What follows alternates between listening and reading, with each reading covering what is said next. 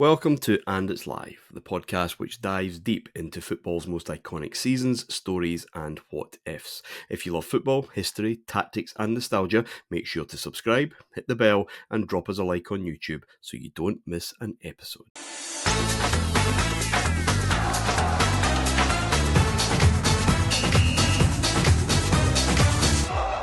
Hello and welcome to the main event, the history of the Champions League. We are up to 2011-12. Things starting to get a lot more familiar, but certainly a lot of change. Surprise and interest, a lot more than I remembered, I'll be honest. If we're going from last season's complete mastery, we're entering very much a season of absolute chaos and uncertainty, I think. Joined as always by Adam Thornton. How are we doing, Adam? Good, thank you. Yeah, chaos was the word I was going to use to describe this one. There's all sorts happening. Sublime to the ridiculous, really. And David Edgar's here as well. How are you, David? Good, thank you. Yes, very much looking forward to it. Interesting that you said that more than you remember. I do wonder how much a final casts I was going to say a poll, but that's unfair because it can go the other way. But yeah, I wonder how much a final influences how we store it in the memory bank. Yeah, quite possibly. But we'll get to all of that in due course. Playoff round, I guess one tie of interest. Udinese facing Arsenal.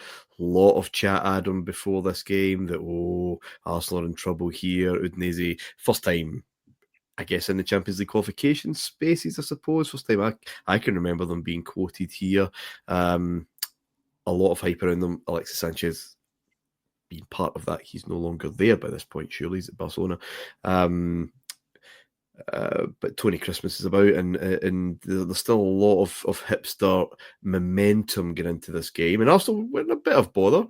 Won the first leg 1-0, 1-0 down in Italy, and then class shone through in the end.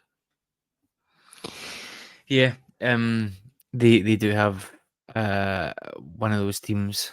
I think just now Udinese that appeared. Mauricio Ayla was one I always remember around about this time. The Chilean fullback seemed to sum up both Udinese and Chile around about this time. I remember this game primarily because obviously we still had the cup tying, didn't we, at this stage for European competitions, and Samir Nasri was just on the brink of his move to Man City. That was around about this time where Man City and Arsenal seemed to be not necessarily trading players. I think most of them left Arsenal to go to Man City. But yeah, they were cup tying them here, and I always remember that at the time. And then thinking back now, I don't even think cup tying is a thing anymore, is it? Nope. At all, which again we talk about how new some of this stuff is, but there'll be things that feel like they've not been a thing for ages, but they very much are. So yeah, that's my abiding memory of that game. And I think you're right, it was expected that Arsenal would take care of them, if you like, and it was maybe a little bit tighter than they would have liked. Certainly more than they liked, yeah. But they got the job done in the end. Okay, let's get straight into action. Of course, the first four groups of this season's Champions League. David, I'll start with you because it's our first introduction. Adam's already kind of teased it up, really, of Manchester City in the Champions League. New money.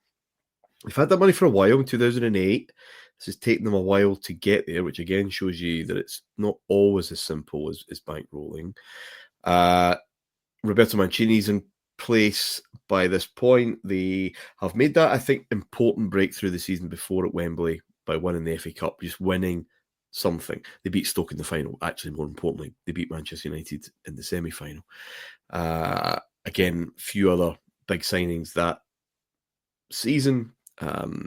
Aguero, Balotelli, Kolo Touré, I think that season. Yaya Touré, sorry, that season. Things really starting to come to the boil. They would win the title in the most dramatic fashion in the end. But this Champions League debut was weird. And it's not the first team, or not the last team we'll talk about. It's not the first team we've talked about in the series that have struggled with this. They make their debut. They've got all these great players, loads and loads of money. but they're just not used to this. Tough group, must be said. Hell of a yeah. tough group. Napoli and Bayern and Villarreal. Villarreal coming rock bottom. City just miss out in the end. 10 points to Napoli's 11. Decent home record. A draw at home to Napoli in that first night. They'll take care of Villarreal home and away, and they beat Munich, I think. But it's that first night I want to get to, because they just didn't look comfortable at all. Napoli went one up. They got a goal back, but it was nervy. It was kind of tense, and it was just, this is unusual. We're not ready for this yet, I don't think. No, I think that's a fair point. And as you've touched upon, so many sides that we've witnessed go into Europe do need to learn how to do this and to balance it, because suddenly you've got these extra matches, but such high octane, high emotion matches as well. So to get up and for the match, but then back down and back up again to take care of your business at the weekend is very difficult. And of course, at this stage, City were clearly they wanted that title. So the first step before you dream of the big one. This is a hell of a group. I mean, 4 teams from the big 5 leagues. That's unheard of in this era, really. And this was a good Napoli side, Martin. Cavani was in there. Hamsik was in there. Fantastic players. And Adam, I remember this as being the sort of return of Napoli as a hipster's choice. Yeah. Then, yeah. I was all up in it, as you can imagine. Yeah. Yeah, I was, because I'd fondness for Napoli going back to the 80s, obviously, and had always kept an eye on. But this was a side that seemed to have gone places. Yeah, this City team was still in the development stage. They, of course, the kind of forgotten era, I think, is the Mark Hughes one, isn't it? When he was at the start, and people forget that Hughes was quite highly rated at the time. He'd been at Blackburn, obviously, when he got the job. I think now some people may look at it and think, wow, how did he get that? At the time, you could see why they wanted to do that. And of course, they had gone after Robinho, but there was also a lot of sensible British signings, if you like. The Gareth Barry, James Milner, Craig even Bellamy, Company. He's not British, but it was just that it was a $5 million-ish signing. It just wasn't flashy, but it was just right. He paid back every penny of that. Apologies, by the way. Toure and Balotelli, I think, had come in the season before, which again then shows the difference that Aguero makes, because they don't. Gail Clichy's in, I think, that season. You talked about the Arsenal one-way system that's going up north in Nasri, but it's. Aguero was just the link. They've already got Dzeko there and Balotelli is perhaps holding players up front, but Aguero made such a difference with those goals in the league.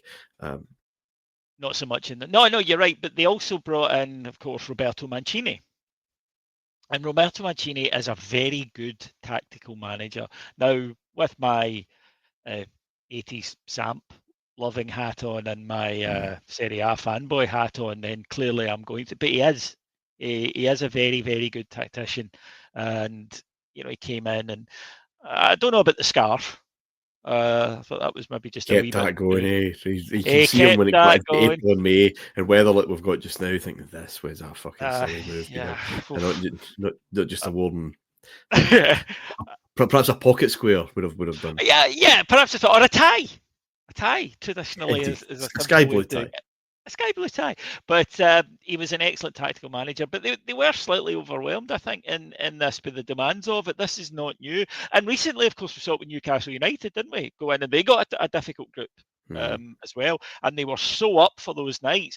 But injury crisis, league form suffers. By the end of the group stage, you can't quite do it. They're not a million miles off. In this one, the first game against Napoli is actually a good game. Cavani gets a Kolarov, who's again another player but he was very useful for this Manchester City side. I think 10 points in your opening group campaign is pretty decent. I think that you would take that, and I would definitely cut them some slack when you look into the who's in the group. Villarreal on Nil Pois. That is. Now, I know they're not the strongest Spanish side, but they were a Spanish side who had qualified for the Champions League out of La Liga. Can you imagine the quality a group has to be for a Spanish side this century to finish with no points from a six? And good Champions League experience as a club. They know what it's about. They're not overawed by this. No, they know what they're doing. They've been there before. They were, as I say, good enough. Yes, they're not Real Madrid, but no points whatsoever, I think, is absolutely incredible.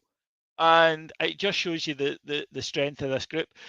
They weren't having their their issues as well, City adapting, and I think that they've still really never quite squared the relationship with the Champions League, have they? As a supporting a club, they still boo the anthem, and at this point, I think City fans were, I still think, adjusting to the. I still think adjusting to the row with them, but yeah, it was a very, very strange time of things, and of course Tevez was there, falling out with the big switch across Manchester, the famous billboard, the fallouts he had with Mancini. So there was a lot going on that season, and of course this was back when he refused to come on as a substitute. You'll remember that at Bayern Munich, Tevez, and that took up a lot of focus. He was upset that he hadn't been picked, and he refused to come on against Bayern. And Mancini, it was all caught on camera. It's all there. If I'm sure if you saw it, you'll remember it. If you haven't seen it, then it's on YouTube. And that led to, I was going to say it was a breakdown that could not be repaired. They had a go at it later in the season, but by this, Tevez was, I think, hankering for home a little bit. He never learned English, and subsequently, of course, we found out in an interview in 2025 that he never learned English because of the Falklands. Was his reason. He said he refused to learn English in his time here and refused to put down roots. So I'm going to make no comment whatsoever on that one and turn it back over to you, Mark. Thanks for that, David. 44,000 there that night in a stadium that holds almost 55. And again, that was one of my takeaways from that evening, that this is your first game in the Champions League, and this is not sold out. There were spaces. I found that just weird. It was just a kind of weird kind of night, but yeah, feeling their way into it. We'll talk about Napoli in a couple of weeks when we get into the knockouts in a wee bit more detail. But roughly speaking, how they kind of set up, unlucky, perhaps, not to talk about Bayern do, and this is going to be a strong Bayern team that we will certainly look at as the tournament progresses. But as David says, a lot of hipster love for them, but for good reason. Yeah, definitely. They had Walter Mazzarri at this point, who's, I think, legally you're obliged to call him Wiley. He chain smoking Italian coach that you would sort of expect. Big 3-5-2 guy, but we won't hold it against him. They're really flexible. I think is how I would describe them. It was really all about their front three, if you like, with Lavezzi, Cavani, and then obviously Marek Hamsik in behind. They had the other Paolo Cannavaro at the back. Alessandro Gambarini was there as well. A lot of power from the fullbacks. They had Maggio and Zuniga there, who they were just organised, I think. Difficult to break through. Lots of energy.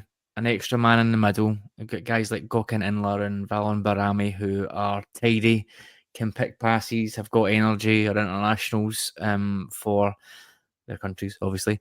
And yeah, they just had a lot about them, I think. Very hard to beat, but then when they got forwards, they had Hamsik in there as a classic Italian trequartista, I would say, and then Cavani, Lavezzi, Lorenzo Insigne, who's another one that maybe a name that we've forgotten, didn't quite hit the heights, I don't think, but he did relatively well for them. So they had a bit of firepower up there as well.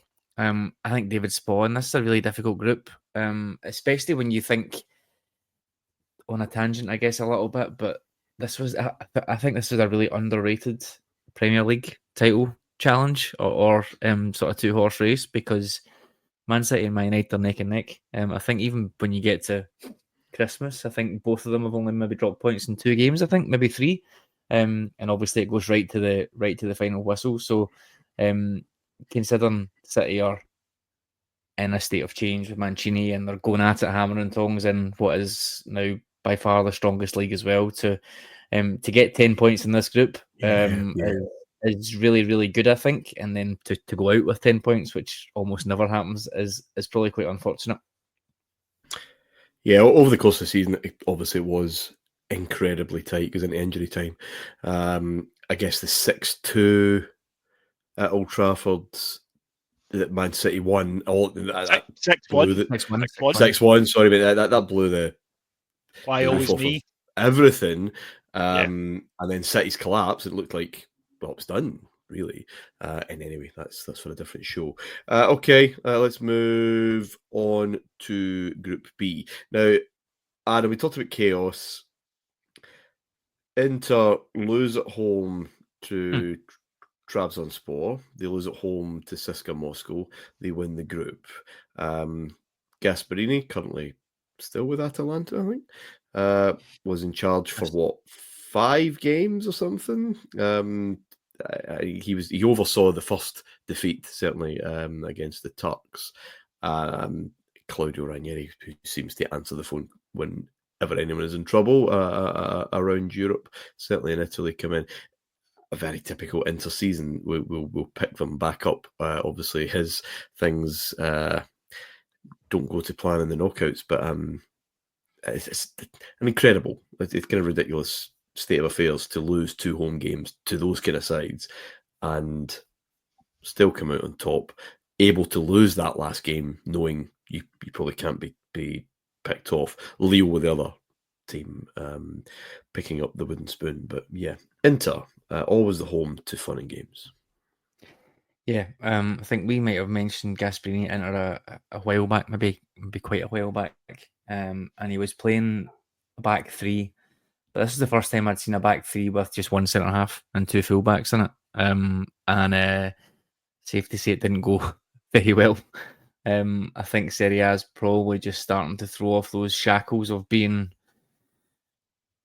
defensive and then skint and now becoming that sort of end-to-end league that it probably is now. It's the most exciting title race, certainly that we've got just now as things stand in 2025. And I think you're maybe starting to see it sort of coming into its own here. Shaking off that stuffiness. But you could argue Gasperini tried to go too far there. One centre half in Serie A when most teams are playing 2 or 3 forwards is asking for trouble a little bit. And yeah, he never lasted very long, and they go back to Ranieri. This, again, I've spoken about this Lille team before, but this is a really dangerous Lille team. This is... Well, they won the league this season before, didn't they? But this is Hazard's final season before he goes to Chelsea, right? Yeah, Rudy Garcia's in charge. They've got Hazard. They're really good. Yeah, the one that I liked particularly in that squad was Pendretti. I think yes.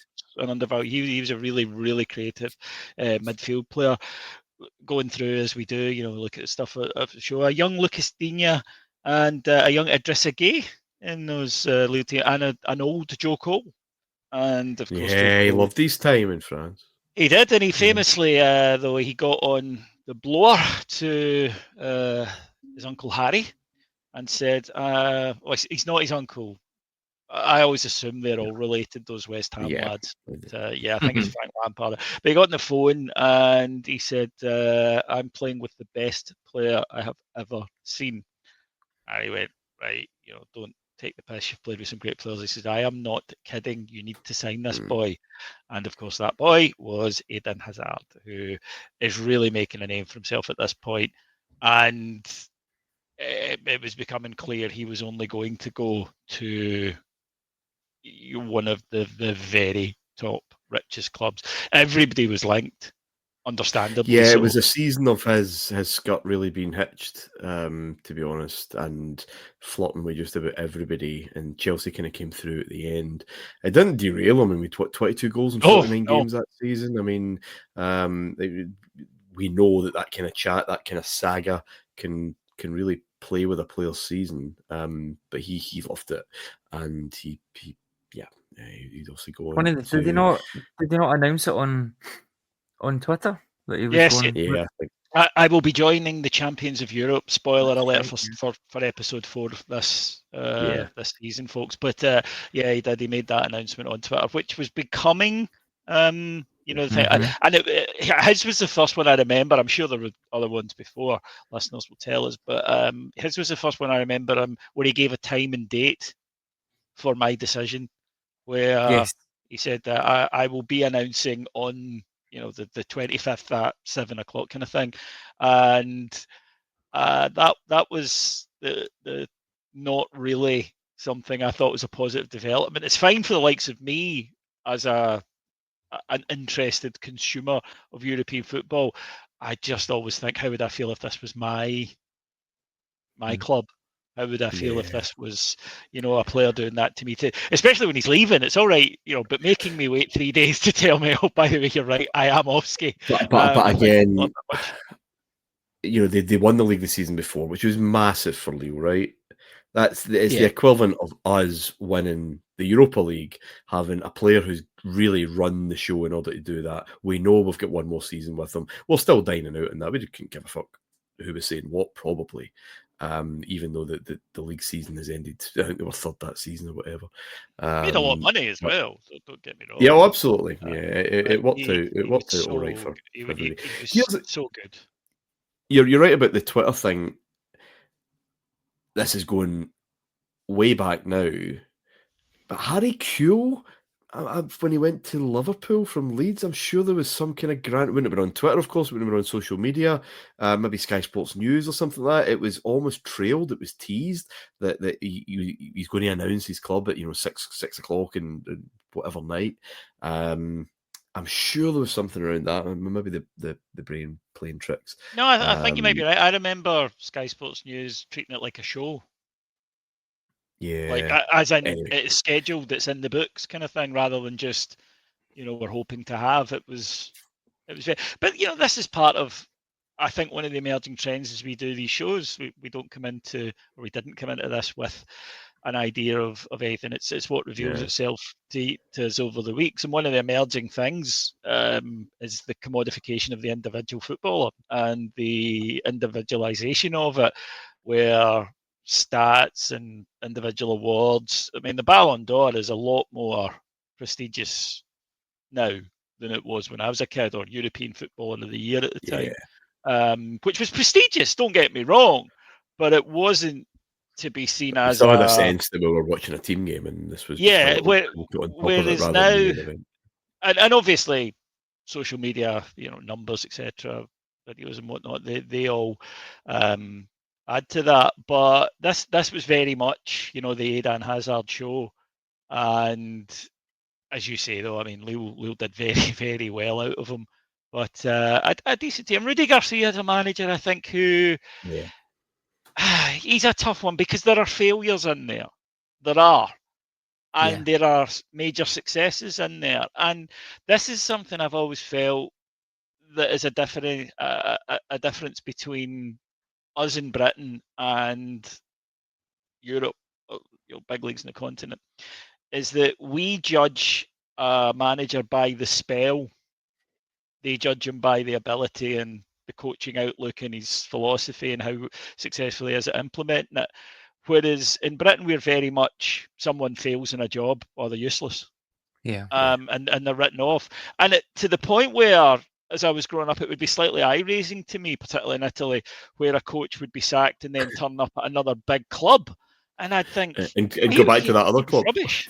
Four Yeah, years later. four times. Jurich latterly of Southampton was sacked and reappointed 5 times in 18 months by Genoa, which is, and that's in the last 5 years, quite recently. But it's an interesting way we do it, and I think Garcia, he's had even recent failures. He's had, but he will still keep picking up jobs because on the continent they look at, yes, let's look at the circumstances when he went there, right? Okay, the team was in flux, they were moving these players, they had injuries, etc., etc. But we know what he does, and we know, therefore, he fits what we want. You don't really get that so much in Britain. I know you get managers who, as we say, go on the managerial merry-go-round, but it's usually a level below, isn't it? It's usually you go down, like salvage jobs. Yes. Clubs in a bit of desperation, not at the top tables. Yeah. No, those funny foreigners in the big picture ways. Group C, then David will pick it up with you because this team were beaten finalists the last season. They are champions of England, of course. It's Manchester United. They, in a way, go for what look possibly like the future of English football. I am fairly sure that Phil Jones was likened to Duncan Edwards. He was at parts and would be future England captain, and because he was at Blackburn. They beat Arsenal to him. They beat Arsenal and Man City to him. He was the hottest property in English football. Physically, kind of perfect for the British game, right? And not the worst on the ball, and popped up with this and that. So they got them. Ashley Young as well. Very energetic, very explosive.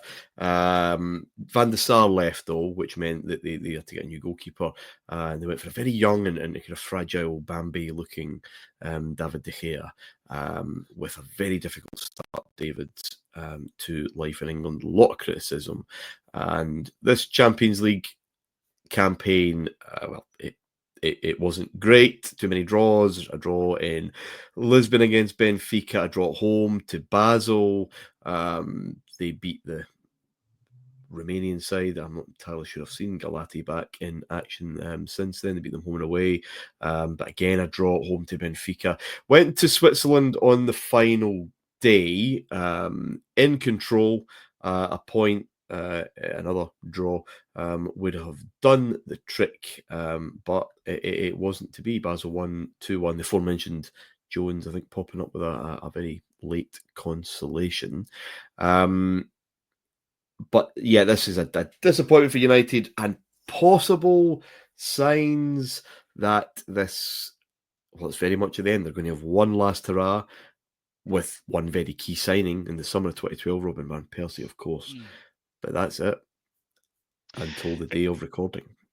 Yeah, very, very much so. And I mean, Ferguson said in his book that it was the way they lost the league in 2012 that made them decide to retire.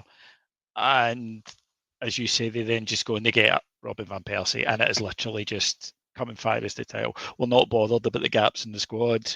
We're not bothered about long-term problems like that. We're bringing in as Gary Neville always calls it, a gunslinger. Someone who just comes in, does the job. Bosh, I'm not too concerned about the future, because Ferguson said he found it so hard, the waiting on the pitch, and I think the sense, that things were changing. He was going to have to build yet another good. I mean, what would this have been, his fifth? He would have had to have rebuilt again, and this has to be categorised, Martin, as a massive failure, because this is not a strong group. Now, Basel were a decent side, the Fries, or the Frays. Very annoyingly, not brothers. Not brothers. Very annoyingly. That was annoying, yeah. Yeah, why are they I not think brothers? The Fry boys, I think we can say, and then then it's not. But no, not brothers. But they're very good at football, both of them. And Basel were a respectable European side at this point. They're not, minnows by the way that the Romanian lads are. David. They are awkward, yes. Awkward but the 3H, Manchester United, blow that. I mean, they blow that. They should not have failed to take points in that match. 2-0 up Basel, and then 3-2 down. yes, Needed a they last-minute equaliser. completely switch off. They completely switch off. And then it's the old-fashioned, seems like God, this does seem like from back in the days of Pathé newsreels, Fergie time and the whole, Stretford End sucking the ball in. It's been a while. And it shows you, doesn't it, that things that are in your head, they'll score because they always score. That kind of road, and it's gone now. It takes a while. It does. The memory it stays for a while, and then it goes. But the last game I thought was absolutely fascinating, because it was set up. It was a shootout, and United get swamped early, and they go a goal down after 10 minutes, and you kind of wait for a response, and they play their way back into it. But the Basel crowd were expectant. They did not play that match, and the crowd did not react like a side who felt they were the underdogs. And United did not cope with it. And when the second goes in, it's just before the hour mark. And I remember thinking, they're not going to do this. No, and as bad as they've been through the group stage, that's the first point, an hour into the last game, 2-0 down, where I thought, oh my goodness, they are not going to qualify from this group. And at this stage, hasn't been the case for all the time we've been doing this show, but at this stage, for any English side not to come out of the group stage is a shock. That group. That group, for Manchester United, reigning champions, defeated finalists the year before, not to come out of that group is, I would say, a fairly catastrophic failure, which, of course, in normal years, I think would have made Ferguson absolutely redouble, and a massive squad rebuild going on in the summer. But as you say, he's already made it, but he's already obviously got the seed in his mind that he's getting towards it, and then the last day drama sort of makes his mind up for him. But this was a catastrophic failure for a club like Manchester United at that time. I have absolutely no memory of that team, that remaining team. No, I didn't even, when I seen their name, it didn't even register in my head. I know we had Unaria, Cheney. Obviously Rangers played them, so we remembered them. But this team, when I seen it, I was like, "Is that a mistake?" I don't know who that is. And they do, really and certain Eastern European clubs that do get into these groups, they do tend to stay away because of how unusual. Like Bate Borisov, there isn't a UK football fan does not remember Bate Borisov. So Cluj, I think we all remember. That team put Cluj on the map. Yeah. And it's fair to say, but I have no record. But this is a poor group. It's an absolute gift. And by the way, if I was Manchester City and I'm looking at United not qualifying from this and them not getting out of their group with 10 points, you'd be entitled to feel somewhat aggrieved at the football gods. Yeah, such is the way of it. Adam, I feel we do these shows after show after show, and Benfica just get kind of brushed over. I don't think we've ever really spent much time. They did win this group. They had a lot of action that summer. Nemanja Matic, I think, went there from Chelsea. He would find his way back there, of course. Axel Witsel, I think. Garay, I love that name. Capdevia's there as well. So maybe that kind of blend of... I know, mate. Pablo Aymar's there, Martin. Pablo's still there. Or is he? Does he yes, he's there. Yeah. Remember? Nope, Still he's there. He scores. Yep.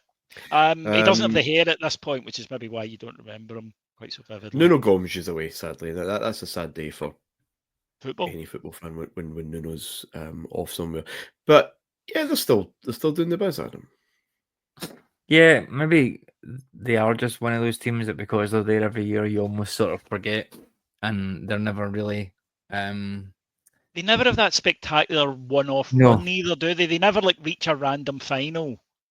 Well, obviously Porto had their run, but then since then you'd struggle. There was times where Porto were in the Europa League and it felt like, what are they doing here, and vice versa. I think they just struggle because they're always there. It's very unlikely that they're not going to be there. I feel like, I'm not sure whether it was last year or the the season before, but I think we were speaking about them because we spoke about Cardozo and a couple of others. Axel Witsel is one for me that this was the first time I really remember him. I think he was only here for a year before he moved to Zenit St. Petersburg, but he was someone I liked. I guess you're starting to see that Belgium golden generation just starting to appear with Hazard, and obviously De Bruyne will I think he's at Chelsea just now, isn't he? Or he's just left. No, he's just summer. He goes to Chelsea. Yeah, ready to go to Chelsea.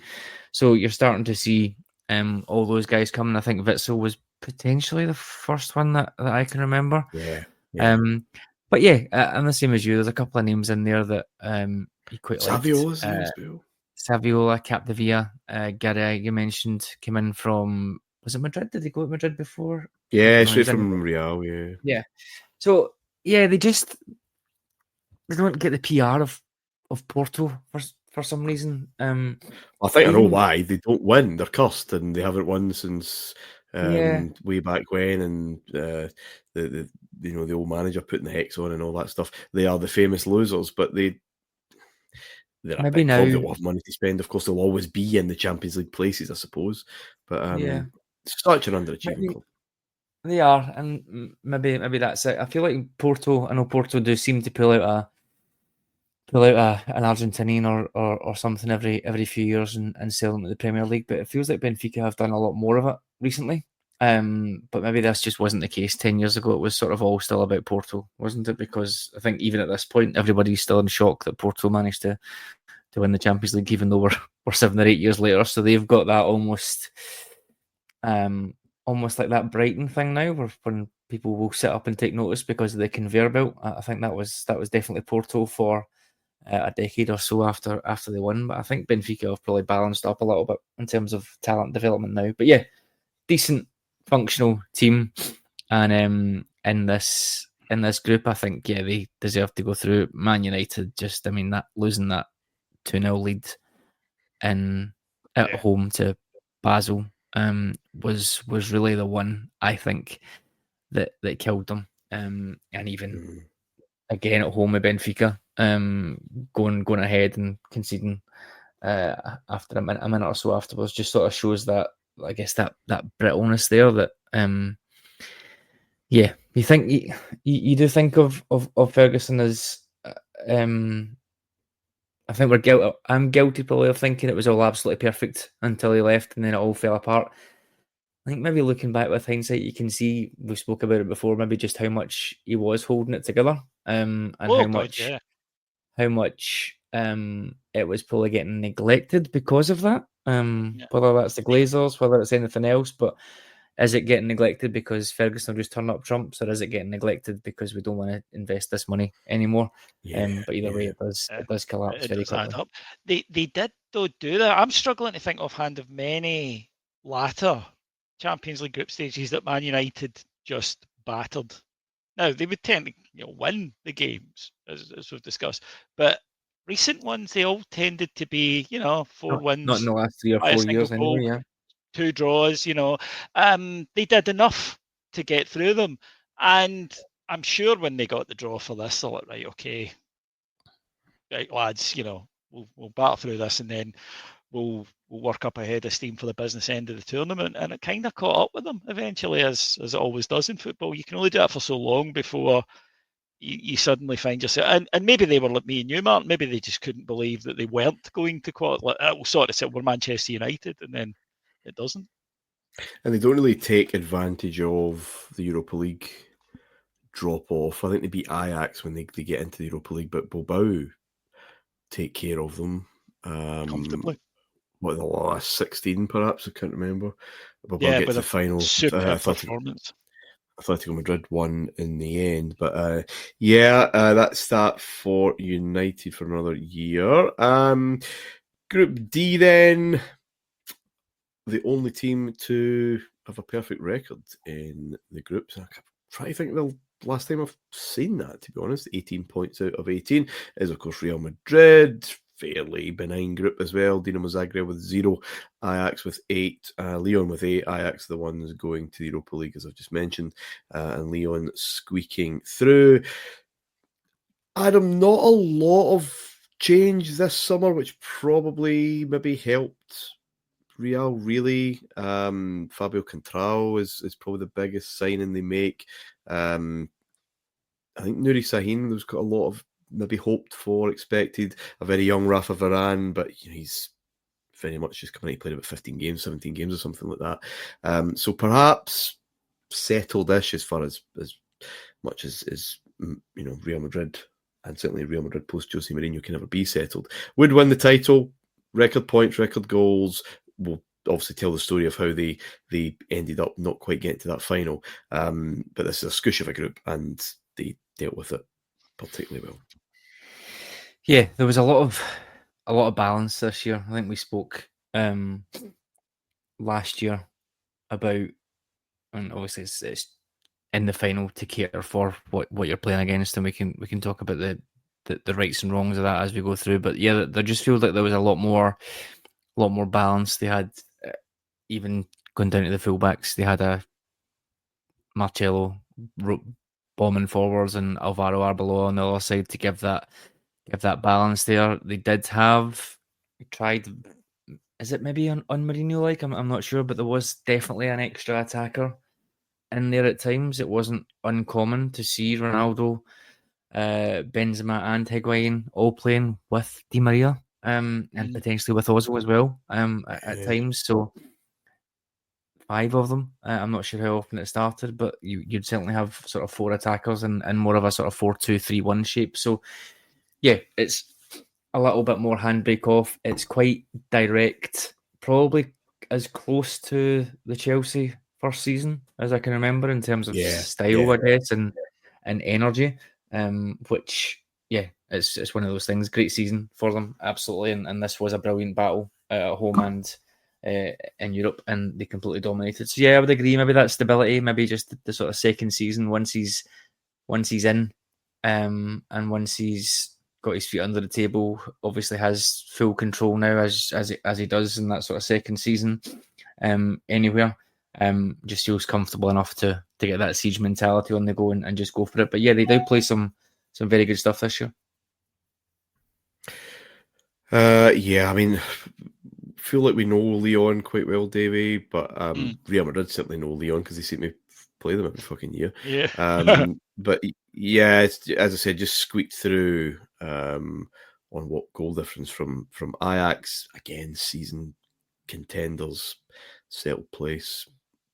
As much as a team that knows that will get any great player taken away from them fairly quickly can be ever settled, but they know the ropes. They do. They know what they're doing, and it's a challenging third side, isn't it? In this group, it's one that Lyon would expect to qualify alongside Real with the squad they had at the time, but that's a bit of a wild card. What's interesting to me, that's already in the first 4 groups that we've done. Show 1, 3 teams that finished with 0 points, and that was beyond rare in the early days of this.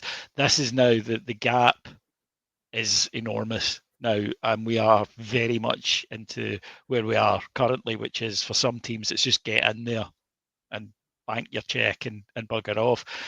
For Zagreb, it's maybe not as much fun once they're actually there, and we have experience of this when they lose 6-2 followed by a 7-1 at home.